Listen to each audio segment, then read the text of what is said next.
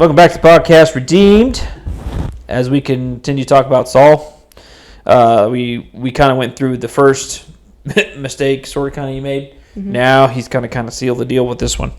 So the Lord tells him, "Hey, you need to go and destroy the Amalekites, completely destroy them."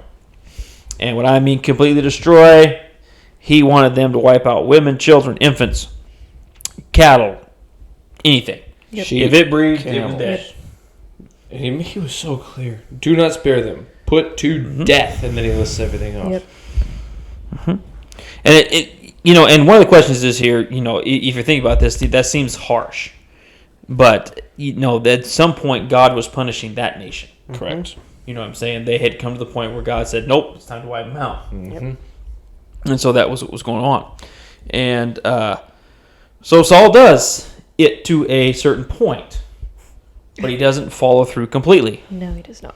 So he goes in, he wipes them out, but he doesn't wipe them out. He saves the best of the cattle and some of the animals, and he let the king live. Mm-hmm. King Agag, or whatever his name was. Everything that was good is what it says. Mm-hmm. So, a lot of stuff. That's kind of what makes me think, too. A lot of stuff. Well, it must have been because that's exactly what Samuel heard when he showed up. What is this bleating that I hear And he's talking about the noise of the cattle and everything was making. Now, Saul does his best to come with a good reason. He's quick on his feet. He pretty much is. Oh, Lord, that was just the stuff the soldiers wanted to save so they could sacrifice to you. It's the best of the best. Yep. You're welcome. And you're welcome, sir. He ain't buying it. No. Mm-hmm. Did not buy that response. No, he doesn't. Basically, he says enough. And I kind of get this feeling that Samuel's yelling at him. You know what I'm saying? At some point, Samuel's tired of this dude. Yeah. Enough! Yeah. How many times? The instructions were so simple on this one, too. Yeah. Wipe them out. And I listed everything that you needed to wipe out. There was no opportunity for confusion. Yeah. It was, do this. You're going to be good. We can start working back into God's good graces here. And here we are. And instead, you went the other way. Yeah. Mm-hmm. Mm-hmm. And the repercussions for that are going to be pretty substantial. Huge. So, and then at this point, Samuel says, enough. Let me tell you what the Lord said to me last night. And I do like the way that Saul's like, tell me. That's bad. And Samuel lays it out for him. Mm-hmm. Mm-hmm. And basically explains to him that obedience is better than sacrifice.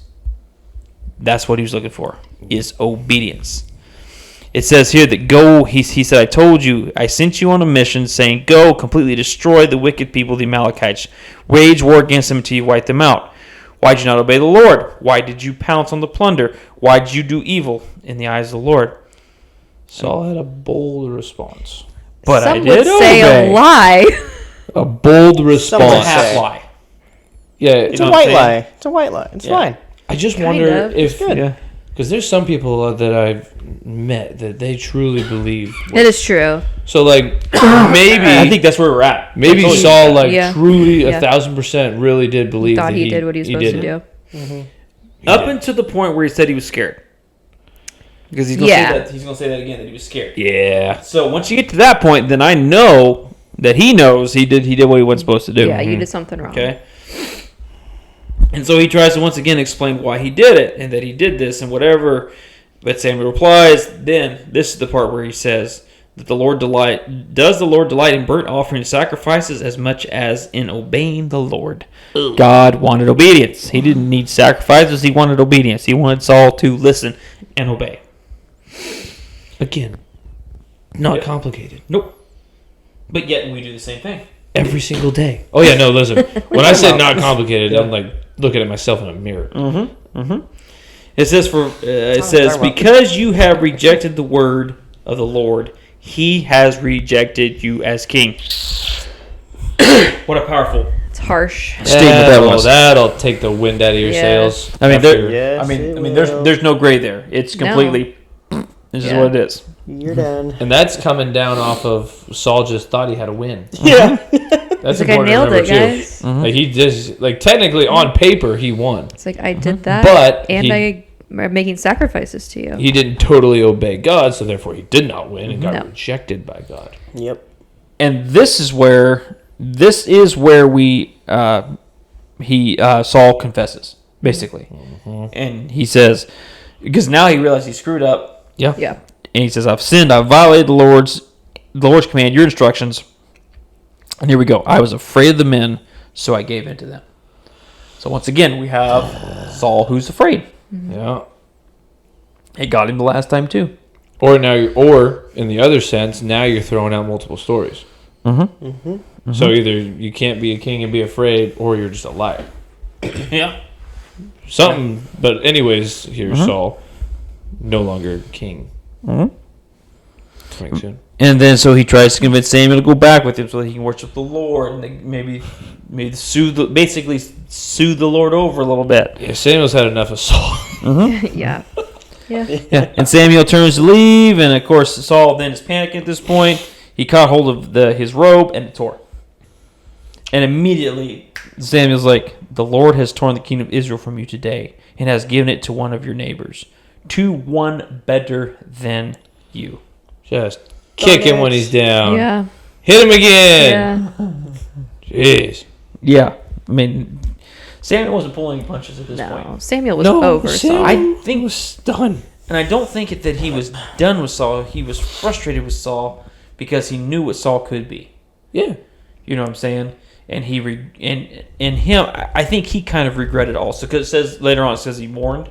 I think he regretted making him king as well. You know what I'm saying?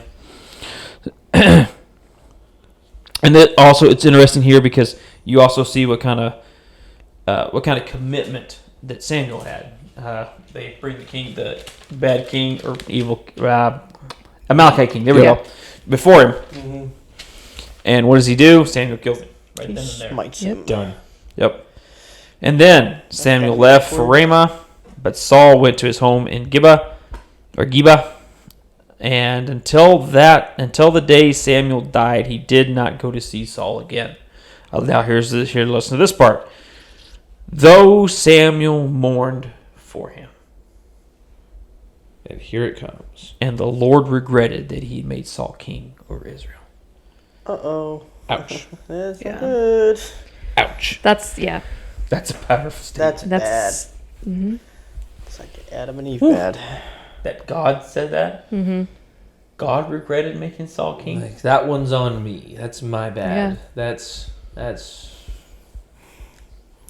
Yeah, give me a list of the Lord's regrets in the Bible. Mm-hmm. That's not very long. No. That's up No. there. Top 5. Oof. I do think he has some. I still think to this day he looks over at Moses every now and then. It's like, dude, I told you I should have wiped him out. Like, this is on you. I saw you. What I did I should tell have you? wiped him out. What did You I tell talked you? me out of it. Yeah. I wanted to wipe Look at him all now, out. Moses. Why did I listen to you? Dang it. But yeah, So as you can tell, at this point, things are going very bad for Saul, and they're only going to get worse. oh yeah, things. Listen, the spiral has begun, and it spirals fast. So Yep. fast. But it's pretty neat because God does have somebody else in mind, and the guy wasn't perfect. Nope. By any means, he's going to make his mistakes. But even at the end of it, he said that he was a man after his own heart. Tune in next week. All right. Thanks for joining us. See you next week.